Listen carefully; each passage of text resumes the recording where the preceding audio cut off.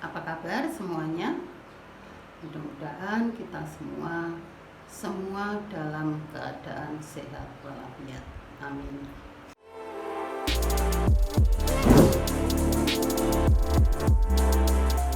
Bismillahirrahmanirrahim. Assalamualaikum warahmatullahi wabarakatuh. Perkenalkan, saya Uni Sri Wuning Sawitri, salah satu staf pengajar di program Magister Manajemen Universitas 11 Maret atau UNS Surakarta. Senang sekali di pagi hari ini kita bisa berinteraksi dengan para pemirsa untuk membahas topik yang saya kira sangat sesuai dengan keadaan yang kita hadapi saat ini, yaitu tentang kunci sukses kepemimpinan di era pandemi. Sebelumnya, marilah kita pahami dulu apa itu kepemimpinan atau leadership. Terdapat banyak sekali definisi tentang leadership atau kepemimpinan. Bahkan bisa dikatakan definisi kepemimpinan itu sebanyak orang yang mendefinisikannya. Nah, itu menunjukkan betapa banyaknya pengertian atau definisi kepemimpinan. Namun kalau kita cermati dari sekian banyak definisi kepemimpinan, itu di sana ada kesamaannya, yaitu mengandung makna kemampuan untuk mempengaruhi. Nah, contohnya salah satu definisi kepemimpinan yaitu proses mempengaruhi kelompok terorganisir untuk mencapai tujuannya. Nah, definisi yang lain, kepemimpinan adalah kemampuan untuk mempengaruhi kelompok menuju pencapaian visi atau serangkaian tujuan. Nah, apabila ditilik dari evolusi teori kepemimpinan, terdapat beberapa pendekatan dalam kepemimpinan dan sampai sekarang itu masih terus berkembang. Ya, dimulai dari teori sifat yang mengandalkan sifat-sifat individu yang dibawa sejak lahir, kemudian teori keperilakuan yaitu perilaku yang berorientasi tugas atau berorientasi orang, kemudian teori kontingensi yang keefektifannya itu tergantung pada situasi. Nah, sampai pada teori yang muncul belakangan seperti transformasional, transaksional, karismatik, kemudian otentik, ethical, servant leadership, dan lain sebagainya. Nah, kalau di masa pandemi seperti ini, di mana karyawan itu bekerja dari rumah atau work from home, kira-kira kepemimpinan seperti apa yang bisa memotivasi? Nah, ini terkait dengan pertanyaan pertama dari pemirsa, yaitu bagaimana menjadi pemimpin yang dapat memotivasi karyawan pada saat WFH.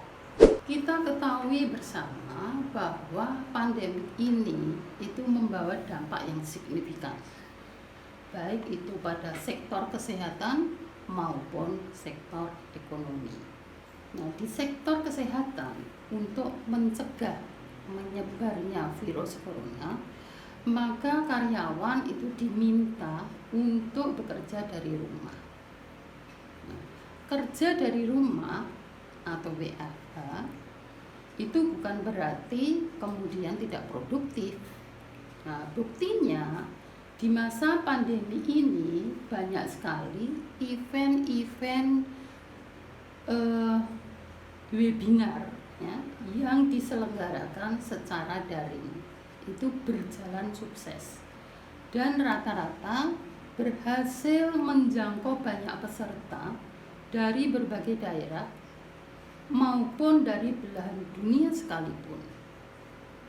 Perencanaannya pun itu juga tidak memakan waktu lama. Nah, sehingga bisa dikatakan lebih efisien dibanding kalau diselenggarakan secara luring, ya, luar jaringan. Lebih dari itu, banyak juga karyawan yang berhasil menjadi entrepreneur dadakan dengan menjalani bisnis online. Namun demikian, tidak menutup mata juga bahwa banyak karyawan yang kinerjanya tidak seperti yang diharapkan. Artinya, penyelenggaraan kegiatan dengan WFH ini ada yang berhasil dengan baik, tapi ada juga yang tidak. Nah, oleh karena itu, untuk bisa memberi motivasi kepada karyawan, pemimpin itu perlu memahami situasi yang dihadapi oleh karyawan. Nah, apalagi pandemi ini juga berdampak pada kondisi ekonomi karyawan. Jadi tidak bisa memperlakukan karyawan secara universal atau sama rata. Ya. Nah, bagi karyawan yang diuntungkan dengan adanya WFH, itu akan lebih mudah bagi pimpinan untuk memotivasinya. Ya, mereka bisa diberi penghargaan, diberi target yang menantang. Nah, ini akan menambah semangat untuk bekerja. Nah, tetapi bagi yang tidak diuntungkan, itu diperlukan empati yang sangat tinggi dari pimpinan. Nah, empati dalam arti kemampuan untuk memahami kebutuhan orang lain atau mengerti dengan benar perasaan dan pikiran orang lain dengan tujuan untuk menunjukkan keinginannya untuk menghargai dan memahaminya. Nah, jadi kepemimpinan yang diterapkan di sini lebih ke teori kontingensi dan tidak bisa menerapkan best practices dari teori sifat atau teori keperilakuan. Nah, untuk itu memotivasinya itu misalnya bisa dengan memahami lebih dulu situasi yang dihadapi dengan cara banyak berkomunikasi dan berinteraksi dengan karyawan sekalipun itu secara daring. Kemudian menanyakan kesulitannya, apa yang bisa dibantu, diberi ruang untuk menyampaikan keluh kesahnya atau dibuka ruang komunikasi yang baik. Nah, dengan begitu karyawan itu merasa diperhatikan sehingga merasa aman dan nyaman. Nah, diberi keyakinan bahwa semua akan baik-baik saja, itu juga akan memberi semangat dan memunculkan rasa percaya diri bagi karyawan. Nah, namun demikian, evaluasi kinerja yang terukur dan feedback itu tetap harus dilakukan. Nah, dengan diberi feedback kinerja, kemudian juga otonomi dalam melakukan pekerjaan, itu juga dapat memotivasi karyawan untuk selalu memaintain kinerjanya. Nah, yang tidak kalah pentingnya adalah bahwa pemimpin itu harus bisa dipercaya, punya integritas. Nah, dalam konteks pandemik ini, setidaknya pimpinan itu tetap sehat, berpenampilan rapi. Nah, demikian juga karyawannya. Jadi sekalipun WFH, karyawan itu juga tetap berpakaian rapi selayaknya bekerja di kantor. Nah, kemudian juga harus punya resiliensi yang tinggi, ya, daya tahan, daya juang yang tinggi. Nah, juga memberi contoh hidup sehat, memenuhi protokol kesehatan dengan baik, ya, selalu pakai masker, jaga jarak, dan sering cuci tangan pakai sabun. Nah, ini mestinya menjadi perilaku keseharian pemimpin. Nah, semakin karyawan itu percaya dan segan pada pimpinan, maka semakin kuat pengaruhnya. Nah, sehingga lebih memungkinkan bagi karyawan untuk melakukan apa yang dikehendaki oleh organisasi. Nah, kemudian pertanyaan yang kedua, yaitu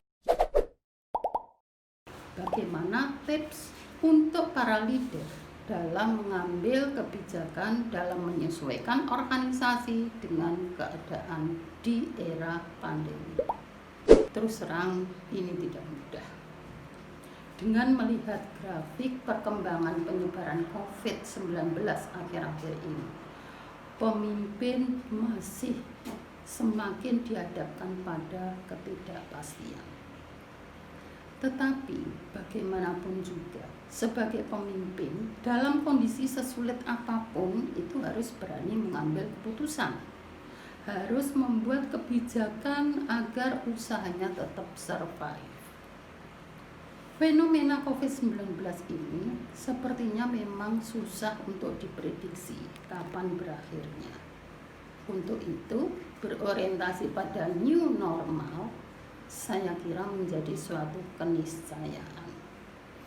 Nah, untuk menghadapi situasi seperti itu, maka pemimpin haruslah tetap tenang, fokus, tetapi tegas.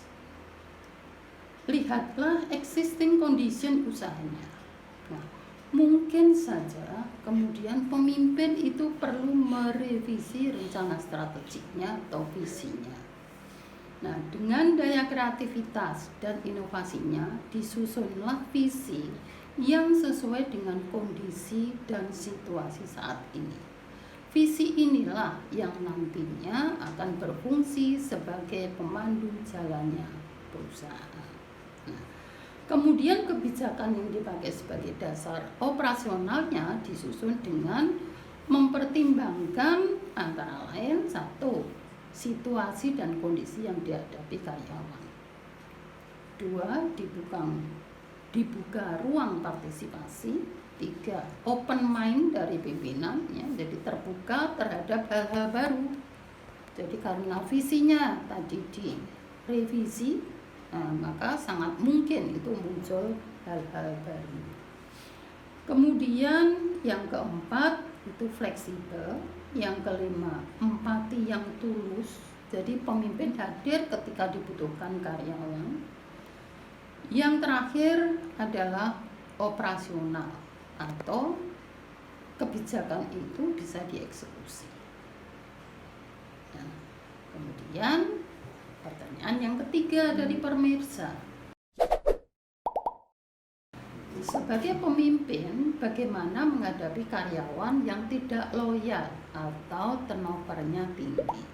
Pada masa pandemik ini, sebetulnya yang banyak terjadi adalah turnover atas keinginan perusahaan atau pemutusan hubungan kerja (PHK).